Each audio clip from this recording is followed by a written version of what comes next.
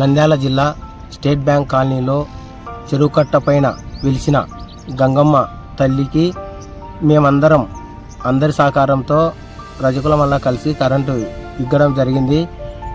దానికి సహకరించిన current office వారికి ధన్యవాదములు.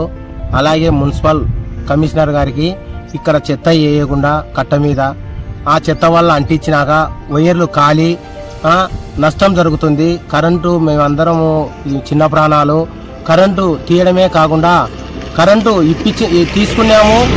మళ్ళీ ఈ జాంకులు ఈ వేడి వల్ల కరెంటు తీగలు తెగడం కింద పడడం మాకు చాలా కష్టంగా ఉంది. అందరూ దీన్ని దయించి కరెంటు అధికారులు అయితేమి మున్సిపల్ అధికారులు అయితేమి అందరికీ మీరు దయ ఉంచి చెత్త ఇక్కడ వేయకుండా ఒకవేళ వేయాలనుకుంటే గంగమ్మ గుడి అవతల మీరు లక్షణంగా వేసుకోవచ్చు.